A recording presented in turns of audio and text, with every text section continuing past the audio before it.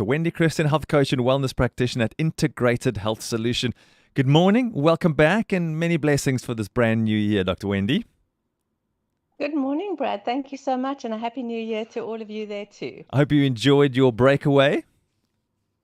I did. It was a lovely break. Good. And now we get back, and now you're getting ding-dongs on your door there at the office, and your phone is ringing, and everyone's saying, oh, we're going into a brand new year. We don't want 2026 to be the same as 2025. We need your help. So consider us to be ringing your doorbell or your phone this morning, because we've heard so many things, and we've got so much information, Wendy, and as I say, we have so much information, but so little transformation. Somewhere we're missing something.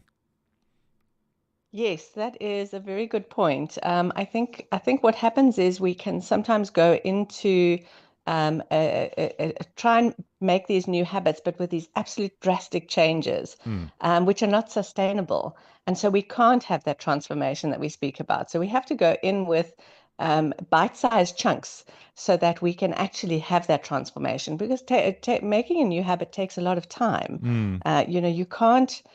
You can't change a habit overnight. It has to take, they say, I think it takes 21 days to start making a new habit, then another 21 days to set that. So Sure. you're looking at about 3 months in total to create a new habit.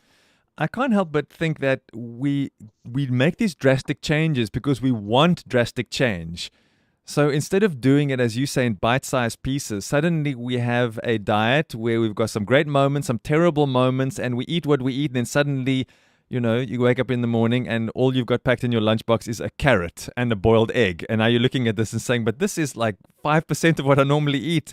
Then you do it for one day, and then you just get so hungry, you just guzzle the first thing you see at the takeout joint that you drive past. So I think what we sometimes do, from what I can understand, is that we try to do these massive things in just one day. But then when we think, if I only make a small change, then it's going to take so long for it to actually change.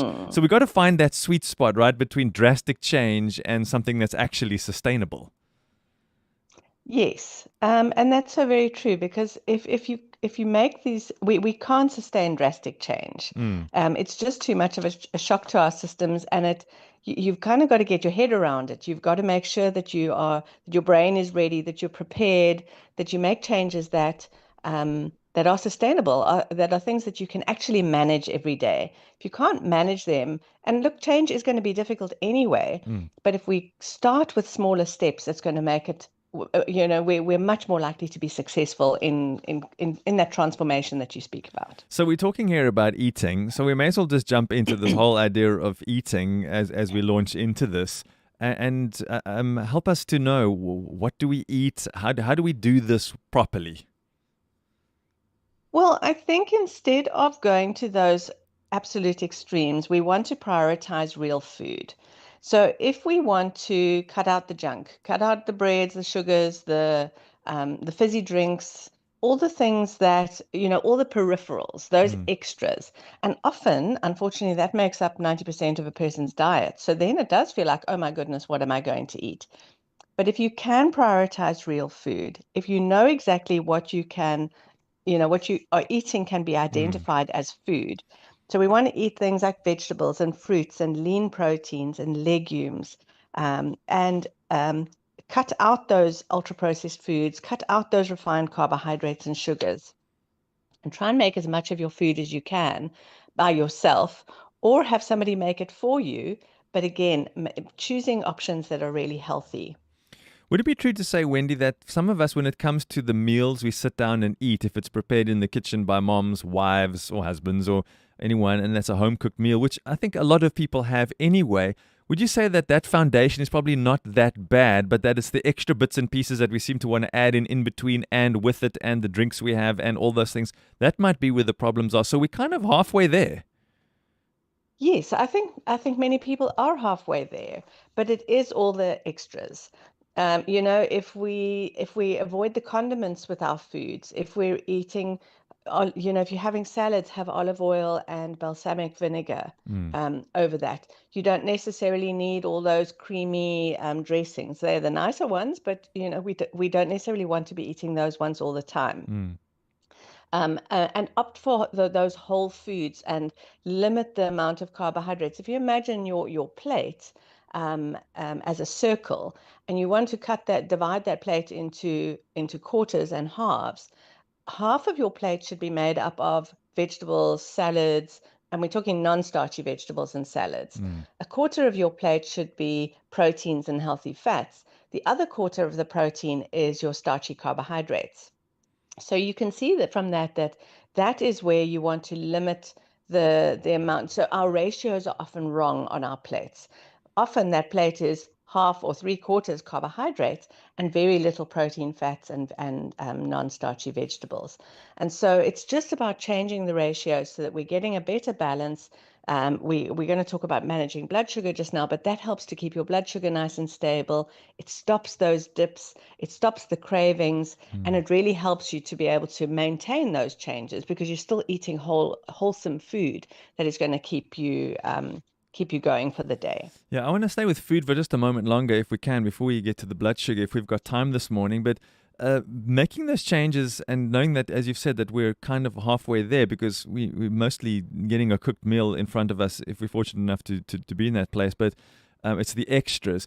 But those are the things that are often addictive, aren't they? So aren't those little extra bits and the carbonated drinks and all of that, those can be and the sugars, those can be the really tricky ones to get rid of. So do we just go cold turkey or do we wean ourselves off these little extra things that you're talking about?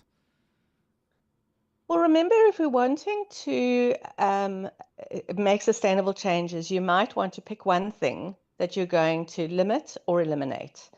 And as you win over that thing, then you can choose the next one. Because if we go cold turkey, it often is where you have those rebound sort of cycles where you go back into completely bad habits, Yeah. because then now you've cut out everything and then you decide, oh, I just can't do this, and so now you have a really bad day, and that's where you throw everything back at it. So I think, yeah, to just pick the one thing, if you are going to, and find healthy replacements.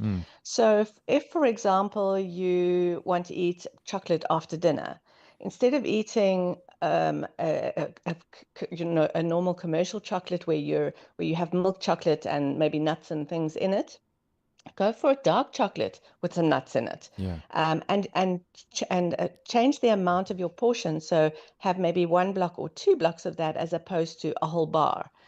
So you're not depriving yourself 100%, but you're still allowing yourself to have that treat, but in a slightly healthier form. I think we find ourselves, just as we close here, I know we've got lots to get through next week, but we often find ourselves in that situation where we're like, I can't do without my ... I'm not prepared to go without my ... But also I want to eat better and have better health. So we actually then would need to make some kind of conscious decision, wouldn't we, to say, what am I going to choose? Having the stuff that I want all the time, or, as you've said, minimize those things and make a conscious choice that maybe this is the year for something different.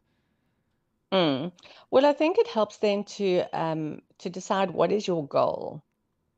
So what is your long-term goal? And then you can break that down into short-term goals. Because if your long-term goal is a sustainable goal, if it's something like, I want to be able to do more exercise, or I want to be more active, or I want more energy, or I want to be able to play with my children or with my grandchildren, that kind of helps to keep the goal. It helps you to make choices that lead you to that goal. Yeah. If your goal is, oh, I just want to eat healthily, then what is the purpose of that? You have to have a purpose underneath the goal or behind the goal that drives it.